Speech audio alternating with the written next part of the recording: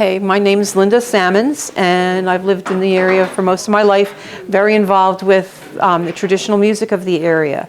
People used to gather here on Friday nights. They used to also gather in other cabins along this area. I was a kid, and my parents used to drag me here, and drag me over to the Albert Brothers also. And it was a terrific experience. I didn't play back at the cabin because I was still kind of shy, and then I got too cool and I had to play rock music for a while, but I came back to it full force, and I've been supporting keeping this music alive and trying to teach it to the younger generations and keep these get-togethers going as long as I can. Hi, my name's Joe Merlino, and I admittedly have grown up with rock and roll since I grew up in the 60s. I was way into the Beatles, Jimi Hendrix, Cream. That was my main music interest at that time during high school. And then all of a sudden, one night on TV came this show called the Beverly Hillbillies. And they had, who I later found out to be a band called Flatt and Scruggs and the Foggy Mountain Boys. And I heard the sound of that banjo, and I was like, wow, what is that? You know, I didn't know what it was, but I was certainly fascinated by it. And slowly I started finding out that this was called bluegrass music. One day, a couple guys I knew, they said, hey, let's go up to this place called Albert Hall. And I went up there, and turned out Linda Salmons was doing the sound there. So I got to meet her, and after that, that sort of like really pushed my bluegrass music career, if you want to call it that, ahead, because me and Linda then played together for like probably 40-some years now that we've been playing together. And at some point during a jam session, somebody said, here, we should try this instrument, and it was a dobro, and I tried it, and surprisingly I could kind of pick it up because the tuning was similar to a banjo, and I have been playing the dobro ever since then. I was fortunate enough to meet a lot of the bluegrass community in South Jersey. There were guys that had come up from the South when work got scarce down there in the coal mines. They moved up north and worked like in the glass factories and different industries in South Jersey. And there was a strong bluegrass community in South Jersey at that time. And I was very fortunate to have met all these guys and played music with them. It really helped me develop a good sense of how that music should be played. And it's carried me through to this day. Now I still continue to play.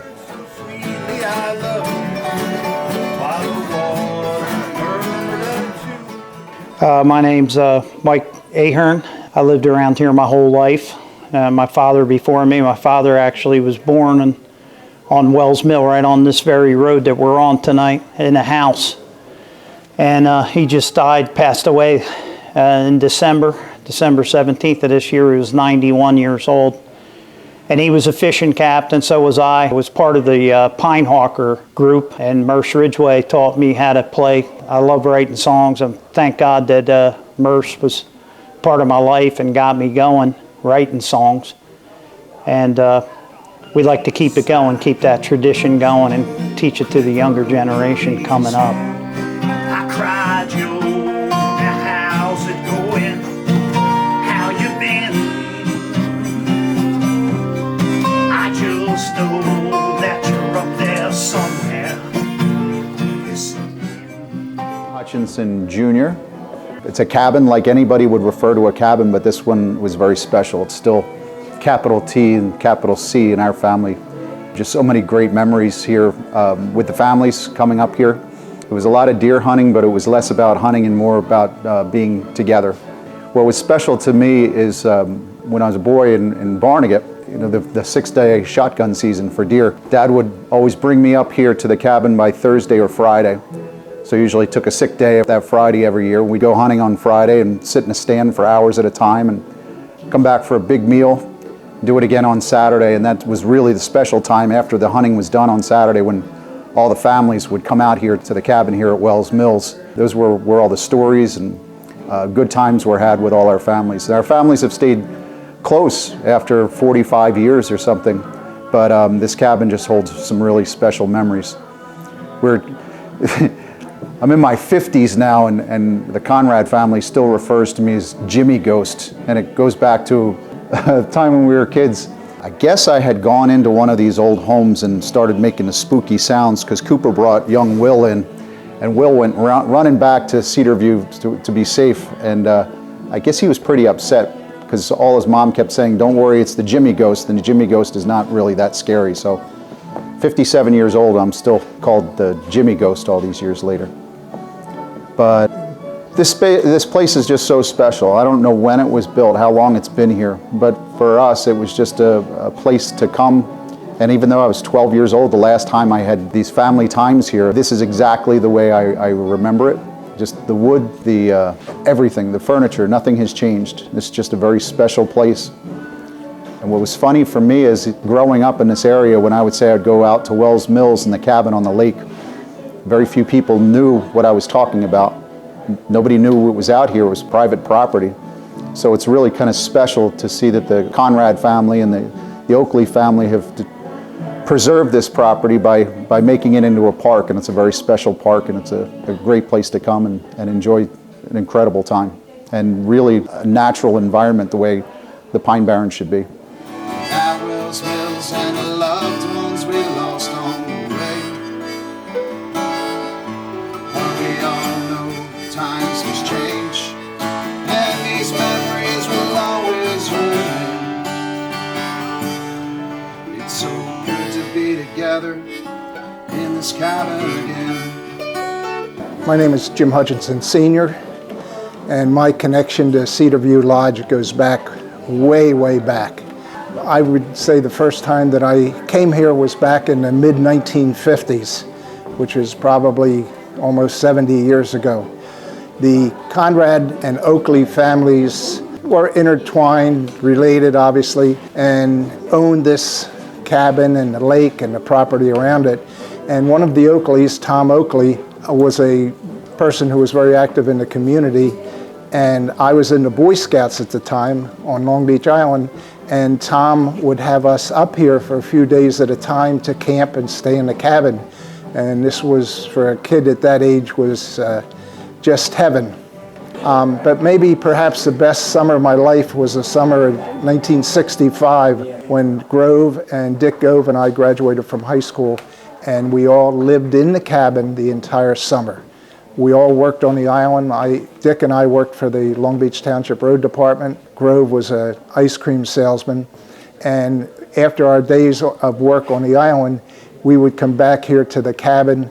I would like to say for rest, but it wasn't. It was like one summer-long party, all kinds of guests and everything up here, and we just had a great time. Once that summer was over, kind of party times were done. We all had to go into full-time employment. We started having wives and families, and so our days of partying up here, it seemed like they were at an end. Then a couple years later, we all decided that we would start deer hunting up here. Cliff Oakley had traditionally for many years had deer hunted up here with a bunch of his friends. They kind of dissipated, and we took over and we started deer hunting up here. But we were far from serious, bloodthirsty deer hunters. This was just the time to come up with friends and have a great time. We all had different jobs. My job was as the camp cook, and I brought a sample menu of what we traditionally would have for the week. Thursday nights were special. That was company night where we would invite other people, and to have crowds of 20 to 25 people up here was routine. And during those nights of company, very often we would have Sammy Hunt, we would have Joe Albert, we would have other people who played instruments, and we would have a night of music after dinner because we had Grove Conrad, who was talented musically. Dick Gove played the wash tub bass, so we would have fun doing that. And eventually the Conrad and Oakley's families decided that it was time to pass the property on, and this forever became a natural site which will always be preserved that way.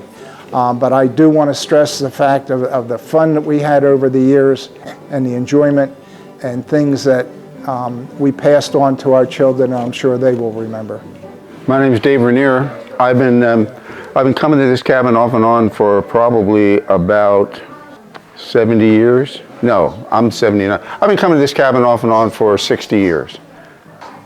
Cliff Oakley, who used to spend his weekends out here, who's related to the Conrad family, he's one of the Conrads.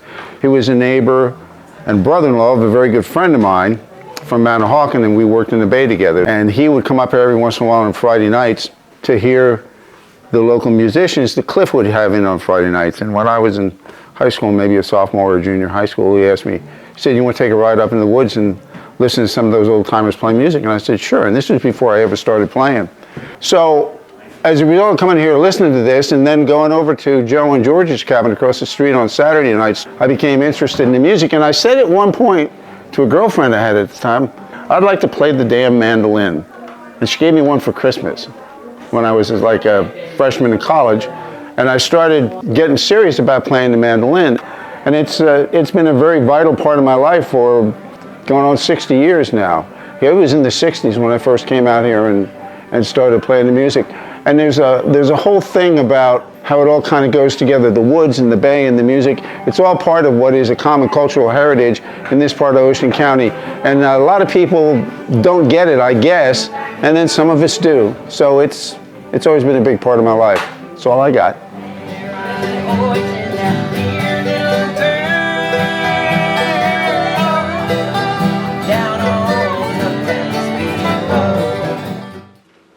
This is my claim to fame. Come on down to Waretown. One time I was driving down Route 9. I don't know where I was coming or going, and I was going a little too fast. And a local cop pulled me over. I had a Austin Hilly Sprite with the top down. My guitar was in the back, so he could see I was a musician. So he was there looking at my license and looking at my name. He said, "Are you the guy who wrote that Wear Down song?" I said, "Yeah." He said, "Well, look now, you take it easy and you have a nice day." So I love the Police. I can't get enough of them. They're just wonderful folks. Okay, so I remember one September when I stopped by an old music store. There were women and children singing while a man played guitar on the floor. So I asked that man as I shook his hand, "Can you tell me where I might find a place to call home where the music's your own? I've been looking long lonesome time." He said, "Come on down to Waretown and you will find me there. Turn left at the sign, leave your troubles behind, come early